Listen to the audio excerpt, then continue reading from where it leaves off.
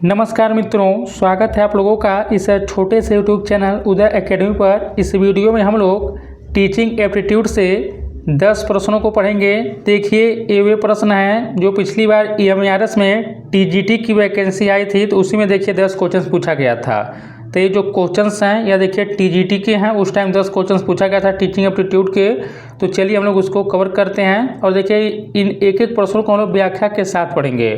तो देखिए, पहला क्वेश्चन दिया कि निम्नांकित में से कौन सा कारक अधिगम को सबसे कम प्रभावित करता है? परिपक्वता की तत्परता की पाठ्यसागामी क्रियाएं की अनुकरण। देखिए यहाँ पर पहले का ऑप्शन नंबर तीसरा होगा, जो पाठ्यसागामी क्रियाएं हैं यह अधिगम को सबसे कम प्रभावित करता है। व्याख्या हम लोग देखते हैं। देखिए एक एक प्रश्नों को हम लोग बहुत ही शानदार व्याख्या के साथ कवर करेंगे। यहाँ पर व्याख्या दिया कि अधिगम यानी कि देखिए जो सीखने को प्रभावित करने वाले कारकों में देखिए परिपक्वता, तत्परता और अनुकरण यानी कि इमिटेशन मुख्य मनोवैज्ञानिक कारक हैं जो सीखने की क्षमता और गति पर सीधा प्रभाव डालते हैं। और हम लोग जान लेते हैं कि परिपक्वता क्या होता है। देखिए दोस्तों, परिपक्वता जो होता है यह शारीरिक और मानसिक विकास को दर्शाता है जो सीखने के लिए एक आधार बनाता है। और तत्परता जो है यह सीखने के लिए व्यक्ति की इच्छा शक्ति और तैयारी को दर्शाता है। और देखिए जो अनुकरण होता है यह दूसरों को देखकर और उनकी नकल करके सीखने की प्रक्रिया, या देखिएगा अनुकरण मतलब कॉपी करना होता है, यानी दूसरों को देखकर उनकी नकल करके सीखने की प्रक्रिया अनुकरण है। तत्परता यह सीखने के लिए व्यक्ति की इच्छा शक्ति और तैयारी को दर्शाता है। परिपक्वता क्या होती है, तो यह शारीरिक और मानसिक विकास को दर्शाता है जो सीखने के लिए एक आधार बनाता है। दूसरा क्वेश्चन देखिए, इसी में थोड़ा हम लोग देखते हैं, अभी व्याख्या है। अब देखिए थोड़ा पाठ्यसागामी यानी को करिकुलर एक्टिविटीज़ के बारे में जान लीजिए। यह जो होती है यह अधिगम में सहायक जरूर होती है क्योंकि वे सामाजिक, भावनात्मक और व्यवहारिक कौशल को बढ़ाती है, लेकिन ये सीखने की मूल प्रक्रिया को अन्य 3 कारकों की तुलना में सबसे कम सीधा या आंतरिक रूप से प्रभावित करती है। इसलिए यह विकल्प सबसे कम उपयुक्त कारक है। अगला क्वेश्चन देखिए, दूसरा क्वेश्चन दिया है समन्वित यानी कि इंटीग्रेटेड पाठ्य पुस्तक की कौन सी विशेषता नहीं है। आपको देखिए यहाँ पर नहीं वाला पूछा है, जब आप लोग प्रश्न थोड़ा ध्यान से पढ़िएगा, इसमें नहीं पूछा है। ऑप्शन नंबर पहला दिया है कि ये तैयार सामग्री प्रदान करते हैं। देखिए दूसरा दिया है कि ये विद्यार्थियों के व्यक्तिगत अधिगम तरीकों के लिए उपयुक्त सिद्ध नहीं होती है। तीसरा दिया है कि ऐसी पाठ्यपुस्तकें अनुभवहीन शिक्षकों को सहायता प्रदान करती है। और चौथा विकल्प दिया कि पाठ्यपुस्तक को पाठ्यवस्तु पाठ्यक्रम के रूप में प्रयुक्त कर सकते हैं। तो देखिए यहाँ पर जो सही इसका विकल्प होगा वह दूसरे का, यहाँ पर दूसरा ही विकल्प होगा। इसमें जो पाठ्यपुस्तक की जो विशेषता नहीं वो यही है कि यह विद्यार्थियों के व्यक्तिगत अधिगम तरीकों के लिए उपयुक्त सिद्ध नहीं होती है। तो यही इसका देखिए सही होगा, दूसरे का ऑप्शन नंबर 2 जो होगा सही होगा। चलिए हम लोग थोड़ा इसका व्याख्या देख लेते हैं। व्याख्या देखिए, जो इंटीग्रेटेड टेक्स्ट बुक्स होता है वह होती है जो विभिन्न विषयों या क्षेत्रों के ज्ञान को एक साथ जोड़कर प्रस्तुत करती है ताकि बच्चे समग्र रूप से सीख सकें। और बाकी देखिए जो विकल्प 1, 3 और 4 दिया है यह सब एकीकृत पाठ्यपुस्तकों की विशेषताएं हैं और वे तैयार सामग्री प्रदान करती है, अनुभवी शिक्षकों को सहायता करती है और पाठ्यपुस्तक को ही पाठ्यक्रम के रूप में प्रयुक्त किया जा सकता है। देखिए जो दूसरा विकल्प दिया है यह जो है विद्यार्थियों के व्यक्तिगत अधिगम तरीकों के लिए उपयुक्त सिद्ध नहीं होती है। यह विशेषता नहीं है, बल्कि इसके विपरीत एकीकृत पाठ्यपुस्तकें विभिन्न प्रकार की गतिविधियों और सामग्री को एकीकृत करके व्यक्तिगत अधिगम शैलियों यानी कि इंडिविजुअल लर्निंग स्टाइल्स को समायोजित करने में सहायता कर सकती है, जिससे वे उपयुक्त सिद्ध होती हैं। तो यहाँ पर देखिए जो क्वेश्चन सही पूछा था कि समन्वित पाठ्यपुस्तक की कौन सी विशेषता नहीं है, यहाँ पर देखिए ये तैयार सामग्री प्रदान करती है, यह भी सही है। ऐसी पाठ्यपुस्तक के अनुभवहीन शिक्षकों को सहायता प्रदान करती है, भी सही है। और पाठ्यपुस्तक को पाठ्यवस्तु पाठ्यक्रम के रूप में प्रयुक्त कर सकते हैं, भी सही। लेकिन दूसरा यहाँ पर सही नहीं है, यानी इसका विकल्प यही हो जाएगा, निगेटिव पूछा था। तीसरा क्वेश्चन देखिए दिया है, किस प्रकार के सूचना संप्रेषण प्रौद्योगिकी उपकरण शिक्षार्थी केंद्रित उपागम में उपयोगी नहीं होते हैं। अभी देखिए नहीं पूछा, ध्यान दीजिएगा। स्थित्यात्मक की, रचनात्मक की, संप्रेषणात्मक की, सूचनात्मक। देखिए दोस्तों तीसरे का ऑप्शन नंबर चौथा होगा। यह जो सूचनात्मक है यह जो है सूचना संप्रेषण प्रौद्योगिकी उपकरण शिक्षार्थी केंद्रित उपागम में उपयोगी नहीं होते हैं, सूचनात्मक वाला। तो ऑप्शन नंबर इसका जो होगा चौथा जो है विकल्प सही होगा। व्याख्या देखते हैं हम लोग इस प्रश्न का।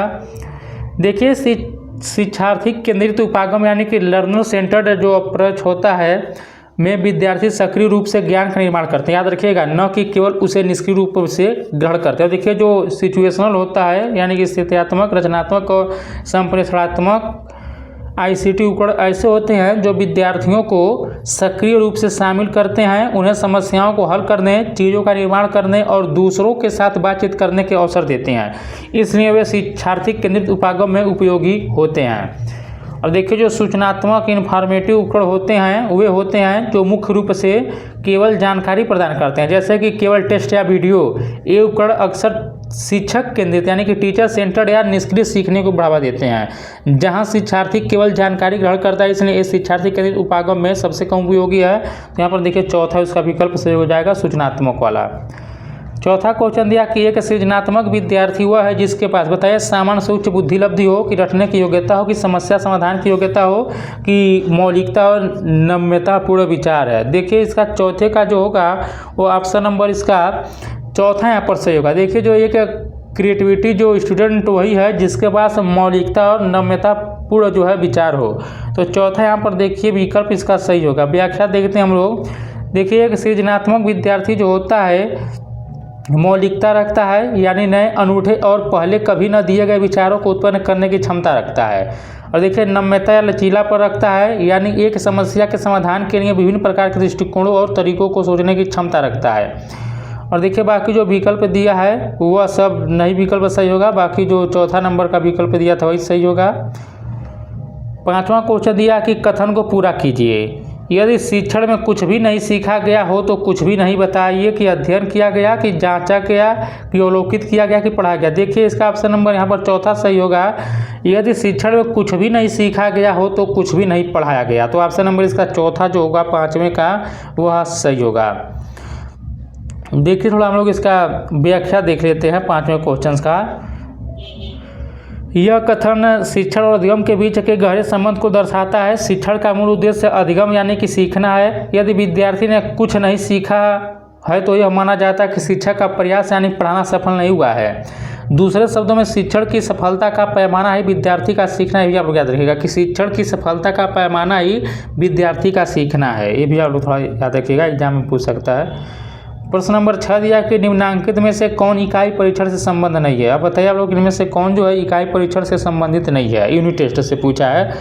ऑप्शन नंबर यहाँ पर देखिए पहला होगा दिया कि शिक्षक द्वारा पूर्णतः नियंत्रित होता है। मानकीकृत उपलब्धि परिणामों का प्रयोग, कि परिणाम के अभिभावकों से चर्चा होती है, कि दक्षताओं की सीमित संख्या होती है। देखिए 6 का ऑप्शन नंबर 2 सही होगा। मानकीकृत उपलब्धि परीक्षणों का प्रयोग यह जो होगा इकाई परीक्षण से संबंध नहीं होगा। यहाँ पर देखिए ऑप्शन नंबर जो होगा इसका दूसरा ही विकल्प सही होगा। व्याख्या हम लोग इस प्रश्न का देख लेते हैं। देखिए जो इकाई परीक्षण यानी कि यूनिट टेस्ट होता है किसी विशेष शिक्षण इकाई यानी कि यूनिट के अंत में शिक्षक द्वारा लिया जाने वाला एक छोटा परीक्षण होता है। यह शिक्षक द्वारा ही तैयार, नियंत्रित और संचालित होता है।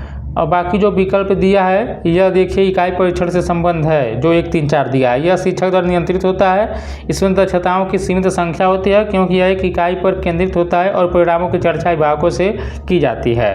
अब यहाँ पर देखिए थोड़ा हम लोग जान लेते हैं मानकीकृत उपलब्धि परीक्षण के बारे में, यानी कि स्टैंडर्डाइज्ड अचीवमेंट टेस्ट। देखिए बड़े औपचारिक परीक्षण होते हैं जो विशेषज्ञों द्वारा राष्ट्रीय अंतर्राष्ट्रीय मानकों पर तैयार किए जाते हैं। जैसे देखिए SAT यानी कि सेट, या देखिए स्कोलेस्टिक असेसमेंट टेस्ट होता है। इसको याद रखिएगा, सेट का कोई पूछ लेगा तो स्कोलेस्टिक असेसमेंट टेस्ट होता है। देखिए इसका अधिकतर प्रयोग यूनाइटेड नेशन में US में किया जाता है, वहाँ पे यूनिवर्सिटी या कॉलेज में एडमिशन लेने के लिए। या देखिए ये अंतर्राष्ट्रीय लेवल पर इसका आयोजन किया जाता है। और बाकी नीट जो होता है यह भारत में किया जाता है। नीट का पूरा नाम देखिए national eligibility cum interest test जो है यह व्यक्तिगत इकाई परीक्षणों के विपरीत होते हैं जो शिक्षक द्वारा कक्षा विशेष के लिए बनाए जाते हैं। इसलिए इकाई परीक्षण में इनका प्रयोग नहीं किया जाता है, भी आप लोग याद रखिएगा। प्रश्न नंबर 7 दिया कि निम्नांकित में से कौन सी अधिगम के लिए आकलन की विशेषता नहीं है। यानी आपसे पूछा है कि असेसमेंट फॉर क्या पूछा है, लर्निंग फॉर असेसमेंट यहाँ पर है। हम लोग देखते हैं इसको, तो विशेषता इसमें पूछा कि अधिगम के लिए आकलन विशेषता नहीं है। यानी यहाँ पर देखिए फॉर्मेटिव असेसमेंट के बारे में पूछा गया है। तो इसका विकल्प हम पहले पढ़ते हैं। लिखा है कि यह विद्यार्थियों को अपने कार्यों की समीक्षा का अवसर देता है जिससे वे सुधारित विशिष्ट कदम उठा सके। देखिए क्वेश्चन ने मतलब विकल्प सही दिया है। दूसरा दिया कि यह निर्णयात्मक है, तब मूल्यांकन। देखिए लिखा कि यह निर्णयात्मक है तब मूल्यांकन का हेतु है। देखिए यही विकल्प यहाँ पर गलत होगा। यह निरंतर प्रतिपुष्टि करता है, ये भी सही है। और यह प्रत्येक विद्यार्थी को समर्थता और अल्पज्ञताओं को पहचानने में सहायक, भी सही है। देखिए दोस्तों, यह निर्णयात्मक इसका जो होता है यह समेटिव असेसमेंट से संबंधित होगा, फॉर्मेटिव से नहीं होगा। तो ऑप्शन नंबर यहाँ पर दूसरा जो होगा सही होगा। व्याख्या देखते हैं। देखिए अधिगम के लिए आकलन यानी कि असेसमेंट फॉर लर्निंग एक सतत प्रक्रिया है जिसका उद्देश्य सीखने की प्रक्रिया के दौरान सुधार के लिए प्रतिपुष्टि प्रदान करता है। देखिए इसका प्रयोग कहाँ किया जाता है? सीखने के प्रक्रिया के दौरान। और देखिए जो रचनात्मक आकलन होता है फॉर्मेटिव जो असेसमेंट, और यहाँ पर देखिए इसको लिखा है कि असेसमेंट फॉर लर्निंग को रचनात्मक आकलन यानी कि फॉर्मेटिव असेसमेंट भी कहा जाता है, ये भी आप लोग याद रखिएगा। और बाकी हम लोग यहाँ पर देख लेते हैं, नीचे दिया है कि विकल्प 2 जो दिया था कि यह निर्णयात्मक है अतः मूल्यांकन का हेतु है। देखिए यह विशेषता अधिगम का आकलन है कि असेसमेंट फॉर लर्निंग या योगात्मक आकलन इसको कहा जाएगा, समेटिव असेसमेंट की होती है। देखिए इसमें जो असेसमेंट फॉर लर्निंग जो होता है निर्णयात्मक नहीं होता है, यह केवल सुधार के लिए जानकारी प्रदान करता है। और बाकी जो निर्णयात्मक प्रकृति की जो होती है वह देखिए इसमें EOL यानी कि असेसमेंट ऑफ लर्निंग होती है जिसमें ग्रेड दिए जाते हैं या सीखने के स्तर का अंतिम निर्णय दिया जाता है। आगे बढ़ते हैं हम लोग।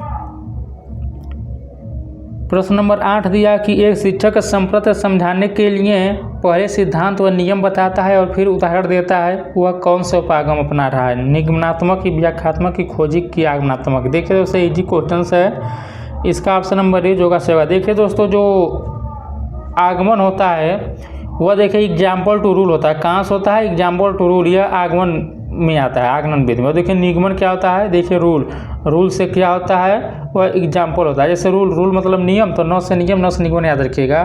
तो रूल टू एग्जाम्पल क्या होगा? निगमन होगा। यहाँ पर क्या पूछा है कि पहले सिद्धांत व नियम बताता है, तो पहले जब नियम बताएगा तो क्या कर रहा है?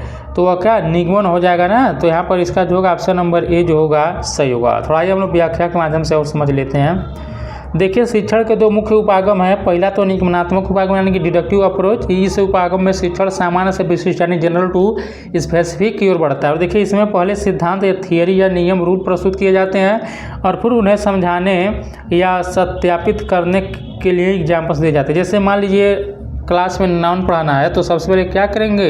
नाउन का डिफिनीशन बताएंगे कि noun is the name, place, person और थिंग। उसके बाद आप क्या करेंगे?